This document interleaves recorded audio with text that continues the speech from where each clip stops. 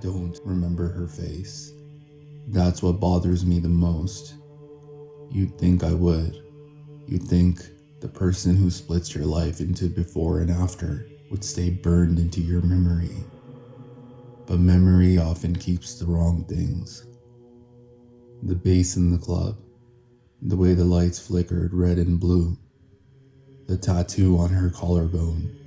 I remember all of that. But as for her face, my memory goes blank. I don't usually go out. I grew up in a conservative home where mistakes weren't tolerated and futures were carefully planned. Mine was simple: study hard, stay focused, become a doctor. That was the last time my life felt normal. That night wasn't planned. My friends dragged me to a club downtown. Loud, overcrowded, the kind of place where everyone looks like someone else under dim lights. She approached me first. "You look like you don't belong here," she said. I laughed. "Is it that obvious?" She smiled, but not fully, like she was measuring something. "You seem nice," she said. I shrugged. I try to be. She leaned closer. "I don't usually go for nice."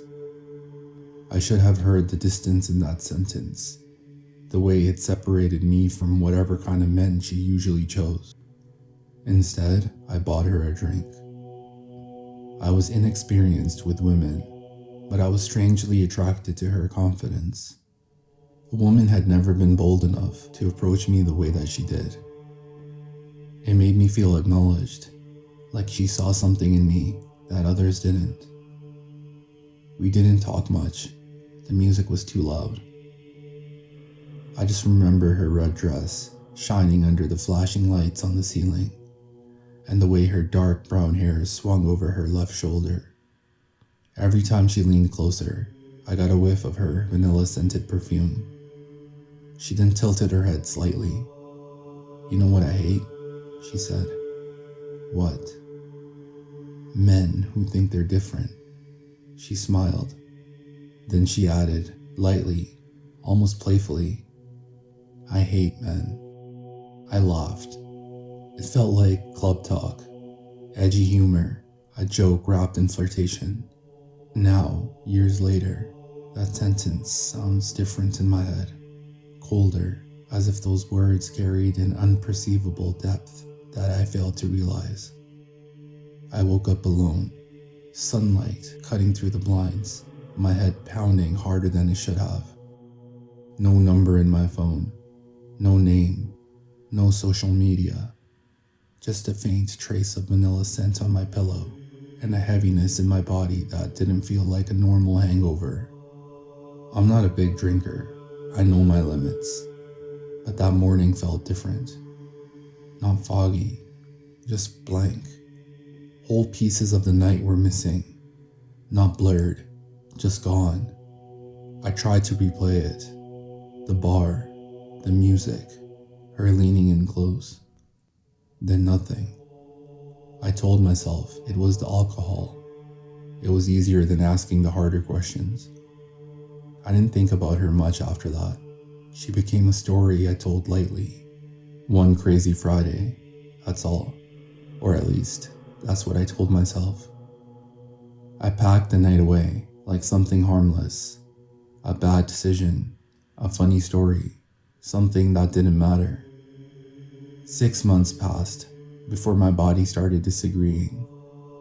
The fatigue came first, then the fevers, then the kind of exhaustion that sleep doesn't fix. I blamed work, stress, anything but that night. Until the test came back. The doctor's voice lowered just slightly.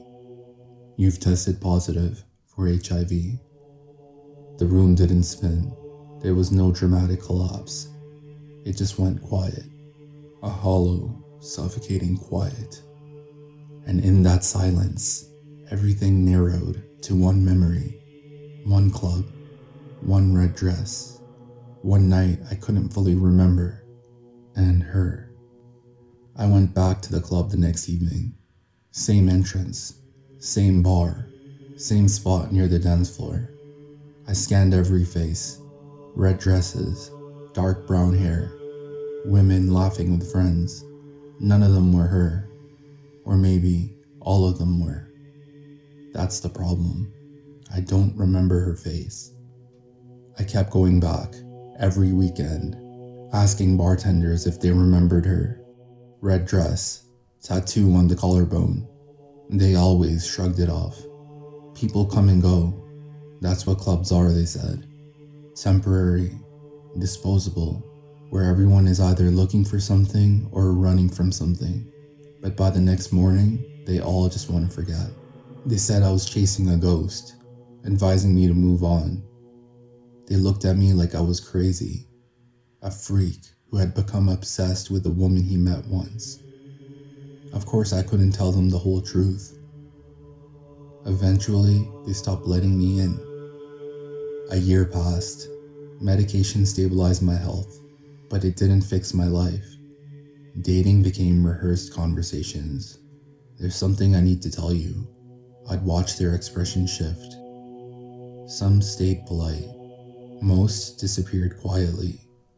Eventually, I stopped blaming them. One night, I made a Reddit post, a throwaway account. I described my experience, the red dress, the tattoo, her detachment, the hookup, the diagnosis months later. I didn't expect a response, but someone replied within an hour. The message read, "Same thing happened to me," but he described a different city, different club. But the description felt too close. Red dress, collarbone tattoo, approached him first, said she hated men. Another man commented days later, not identical, but similar enough to make my stomach tighten. We compared timelines. They didn't overlap, which made it even worse. Was it the same woman? Or were we seeing patterns because we needed to? Red dresses aren't rare. Tattoos aren't rare. Regret isn't rare. But once your brain sees a connection, it doesn't let go. The thread grew. Most accused us of paranoia, of avoiding responsibility for our own carelessness. Maybe they were right. I just wanted some closure, some understanding of what happened, why it happened. Was it all by chance? Was it calculated? One user posted a blurry club photo. In the background, a woman in a red dress, dark brown hair, head turned slightly. I zoomed in until the image pixelated. Was that her? Or was I forcing the shape to fit the wound? The post was removed a week later. Harassment concerns, they said. The internet eventually forgot. I didn't. Several years had passed. The club closed, reopened, and then closed again. Now it's a pharmacy. Bright white lights where shadows used to hide things. I stood outside it once, stared at the doorway. That's where my life split in half. Right there, between bass drops and a red dress. I wonder if she knew. I don't know if she ever got tested. I don't know if she remembers me. But sometimes, late at night, I replay one moment. The way she leaned close. The way she said it. I hate men. I remember laughing.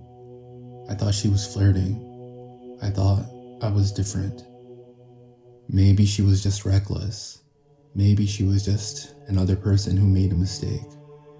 Maybe the Reddit thread was nothing but wounded men trying to invent a monster. Or maybe she looked at me that night and already knew something I didn't and chose not to say a word. I don't remember her face, but somewhere out there, she remembers mine, and I'll never know which is worse, that she forgot me or that she didn't.